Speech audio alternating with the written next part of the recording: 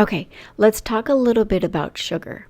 In fact, I want to mention sugar in the holidays. Do you ever feel like sugar owns you during the holidays? Like the cookies, they just call your name, and like all the candy bowls are everywhere. You kind of can't escape them. It's like they follow you around the house. One little snicker treat leads to two, leads to 10, right? And then every single recipe, you might notice this with yourself, requires a quick taste test. And then every night ends the exact same way. You're filled with this regret, so much frustration, almost to the point of, at least if you're anything like how I used to be, disappointment in yourself and wondering, is there any hope for tomorrow? Can I possibly stop doing this? What do I need to do to come to the end of being who I've been? Here's the thing. You know what your problem is. You know sugar is keeping you stuck. You know what it's doing to your body. You know what it's doing to your mind. You know how it's affecting your sleep and your cravings and your energy. And you know how it's impacting your weight. But when the cookies show up, something within you is so strong and you simply fold. You give in. And it's not because you're weak. It's because you've been trained by the world to believe that sugar equals comfort. Sugar equals joy. Sugar equals celebration. But I want you to hear this truth. These are things that, what I'm sharing in this series right now, are things that nobody ever told me. And I believe that when you hear the truth, it is the truth that will set you free. Sugar does not own you. Sugar does not get a final say in your holidays. It does not get to control your decisions anymore, because you right now, as a believer, you are free right now. You are just believing that you have to want to in order to change. Am I right? And I want you to see this here. The truth is much simpler. You don't have to want to. You only need to decide who is leading you in that moment. Is it going to be your flesh, or will you allow your spirit to lead? I'm going to give you a few scriptures. Galatians 5:16 says, walk by the Spirit so you do not gratify the desires of your flesh. Romans 8:5 says that when your mind is set on the flesh, you will behave according to the flesh. But when your mind is set on the Spirit, you will behave according to the Spirit. This is what the Lord showed me. Your cravings are not the enemy, okay? Get that.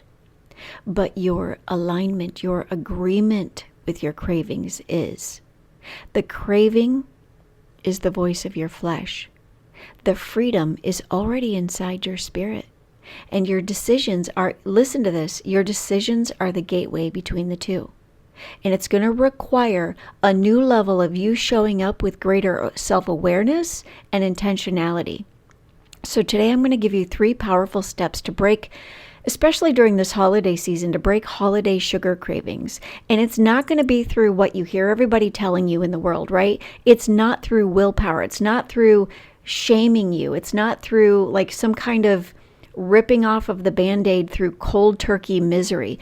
I want to show you the way to freedom, the way that works with the way that you're made, like your physiology, your hormones, your thoughts, and your spirit. So here's the first step. Cut your sugar in half for the next 7 days. Don't eliminate it. Just cut it in half. If you normally have 4 cookies, have 2. I know this sounds absurd, but trust me, this is everything I did to lose the weight. If you put 3 teaspoons of sugar in your coffee, start by reducing it. Just put 1.5 teaspoons of sugar in your coffee. See, here's the thing. Your body treats sugar like a drug. And just like you would never ask a drug addict to quit cold turkey like that, I'm not asking you to quit cold turkey either. When you cut it in half, your brain begins to stabilize. Trust me on this. Your reward pathways begin to shrink. Your dopamine spikes begin to lessen and your cravings begin to weaken. Your hunger cues start to soften as your ghrelin hormone starts to level out, and you regain the power to make sober-minded decisions instead of all of these impulsive ones. And if you do this in 7 days, you'll think more clearly. You're going to notice that you're sleeping more deeply. And you're going to crave sugar a little bit less. Every single day that you go through this, I want you to go a little bit deeper. cut out a little bit more sugar, cut out a little bit more. This is you walking in the Spirit. This is you shifting your mind off the flesh and onto what the Spirit desires. This is what I teach. I teach you how to be spiritually bossy, how to be intentional by showing up, doing what you know you're called to do, that you're allowed to do, that you're enabled to do. You can do all things through Christ who strengthens you, but he's strengthening you to do what you should, not what you perpetually want. Okay, so let me get to step 2. Swap your sugar for lower sugar or stevia-based alternatives. Find desserts that align with who you're becoming. Start looking for desserts that won't spike your blood sugar. Like you can go and find keto Christmas cookies everywhere. And start choosing treats that don't activate addictive pathways. And if you can, make a few keto or low sugar desserts. I always recommend my clients, and even I used to do this before I was a carnivore, I would make a bunch of keto desserts. I'm thinking of like fat bombs and different things, holiday flavored and whatever. And I would freeze them. And I would just keep them so that way when I needed them, I could practice self-discipline and go and have 1 or 2. Here's the thing. Buy the higher quality chocolate. Use stevia. Use monk fruit.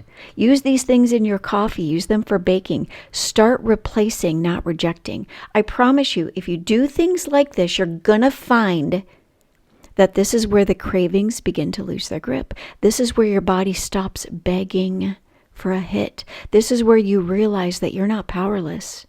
Like you're just leaning into a simple transition. This is part of your transformation.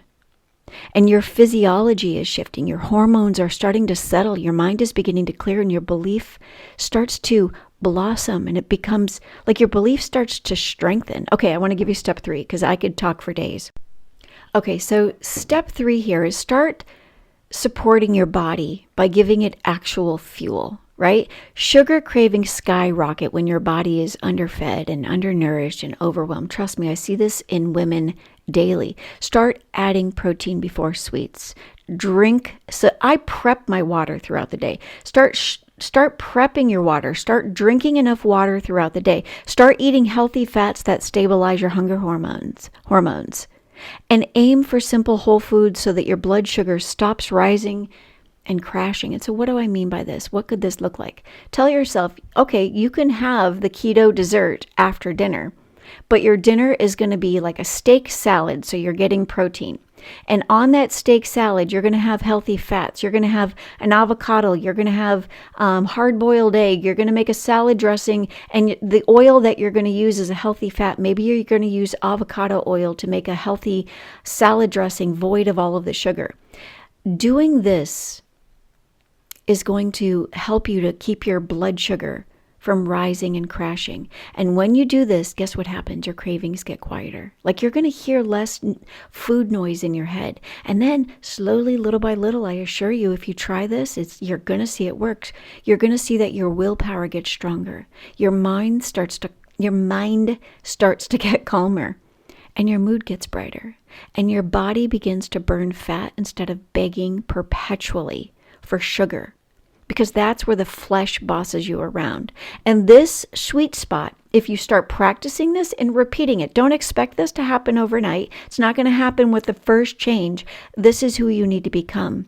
This is where the breakthrough happens. Not through perfection, not through you punishing yourself, but instead through partnership with the Holy Spirit. And where you start living in a place of steady obedience. And let me say something to you that I wish somebody would have said to me. You might feel like you can't do this, that you're just too weak, or that you don't have the skill set, or that you feel like you're stuck. And here's the thing I want you to know about that. You are simply agreeing with the wrong voice. You have the Holy Spirit inside of you. You have a spirit of power, love, and of self-discipline. You have power. You have authority. You have self-control. It is already yours inside of you right now. The flesh is loud, but the spirit is stronger. You've got to interrupt the pattern so that you can tune out the wrong voice and tune into the right voice. So decide to become intentional. Make a decision today cut the sugar in half, swap what you can, start fueling your body intentionally. You're never going to get to where you're meant to be if you keep believing this has to be easy, it has to be fast, you have to enjoy it. No, do it slowly. Don't rip the Band-Aid off. Make slow changes. And then the entire way, pray for the strength to walk out the decision that you've made. You're not going to feel like doing this. You're not going to want to do this. But I want you to see that it's what you need to do if you want to interrupt the patterns. You don't need to want to. You only need to choose it. And God supplies what you need to walk it out. So remember, sugar doesn't own you. You are completely free. And I'm prayerful that this blessed you. And if it blessed you today, make sure that you subscribe to my YouTube channel so you don't miss the next devotional. Have a blessed day.